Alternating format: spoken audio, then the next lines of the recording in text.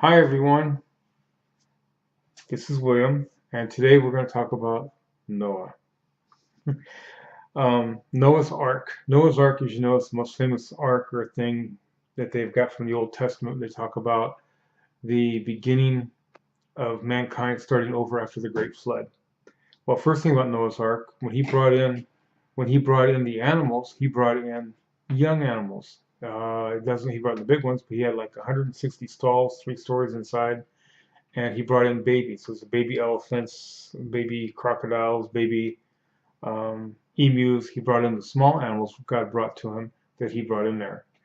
And then once the rain started, of course, they were all still there to stay. The wild part of it is there's over 170 cultures that talk about the flood, including the Polynesian cultures, which the Polynesian cultures were here for many, many thousands of years before the flood.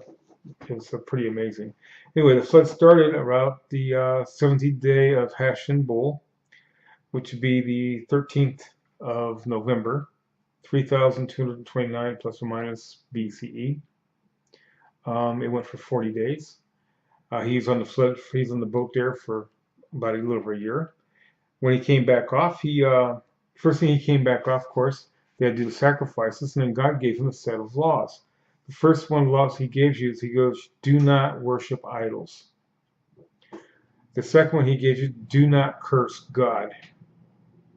Establish courts of law, which is really amazing since they're the only family there was them. But establish courts of law. One man shall not kill another in hatred, also known as murder. Do not commit incest. You shall not steal, and you're not to eat the flesh of any animal while its life-giving blood is still in it. And one of the ones they've taken out, which is another one that was in there from along in the old writings, was, it is an abomination for one man to strike another with his hand or with his fist, for he is made in God's image. That's one of the first abominations given. They removed it from the Bibles. Why? I really don't know. But back to the ark and land. The thing is when they talk about God says, I'm going to save you from the world. You're the only ones I'm going to save from the world. The biggest part of it is the word for world, land, and earth, or area, is the exact same. And in India, they have a writing of an ark. And they call it the cradle of life, is where it started from, because everything died there. In Samoa, they tied all their things together. They had a place called Rain Mountain. That was the highest peak of their country or their island, and it was underwater. And they stayed there, and almost all their inhabitants died. They stayed there till the waters went back down, and then when they did, they stayed back on the island. The Polynesians of other types, same thing. Spain, Norway, the different parts of Europe have the same exact writings. Even in Africa, they have the same writings about this great flood that took place, which they can tell took place over the whole world, but they were all told the same thing. They were the only ones who survived.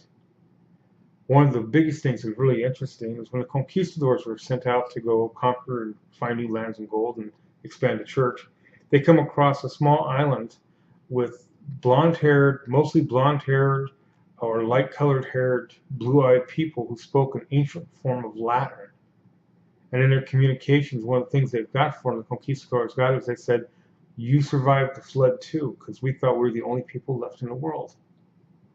Well, after trying to talk to them much further than that, the conquistadors gave up and said, we're just here to conquer. So they wiped them out without finding any more, stole all their gold, took it back to church, and kept moving on. Conquistador is a Spanish word for conqueror, or to go forth and conquer. But it comes down to the flood. Noah's Ark is the most recognized one, but there's others, like I said, in other parts of the world that say the same thing. After the ark landed, and he gave them these laws. Now, about a year or 2 or 3 after they had landed there, he had been working in the fields. He had his orchard, he had his grapes. Noah made some wine up, drank the wine, passed out. His son Ham, being a real jerk, sodomized his father. And when he woke up, his brothers, of course, covered his father once he told them what he did. He thought it was great, but they didn't like it. And God said, kill him. He said, no, let's have mercy on him.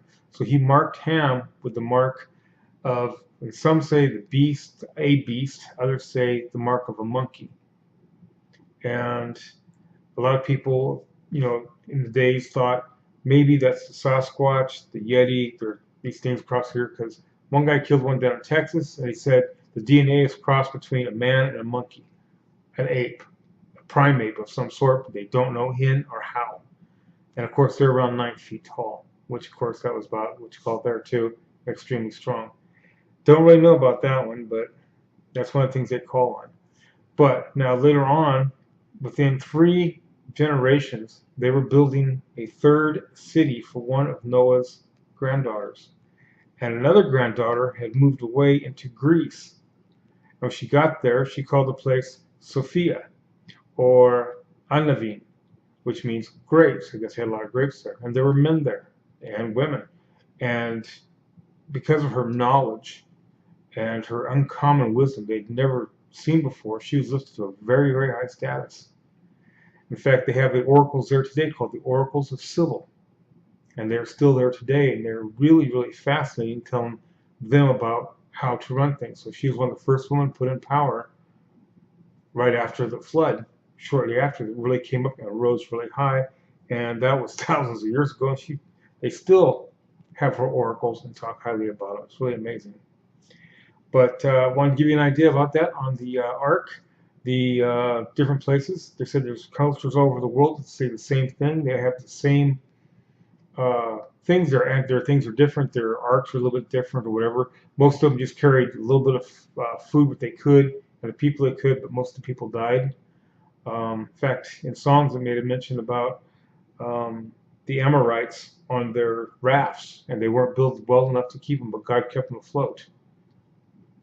And so when I say that these are the only ones who survived in the world, if you read other parts of the Bible, you'll read that they weren't the only ones that survived the world. They were the only ones from this part of the world that survived. But anyway, I said about Noah's Ark, and I want to talk about Noah's grandson just for a second, Nimrod. Nimrod was the conqueror of men. Again, he was the 3rd generation. By the 3rd generation, he had a stronghold built. 3 generations. That's not very long. If you got 3 people, 3 generations, you got 60 people if you're lucky. From if they don't even have even that many. He was already conquering lands by that time, and men, and bringing them into service as slaves and as soldiers. So it kind of gives you an idea, more of an idea of food for thought about some of the things that are in there. The more treasures to come about the things there. If you have any questions, please feel free to send me a question. Like and subscribe, and God bless you. And until we meet again, take care.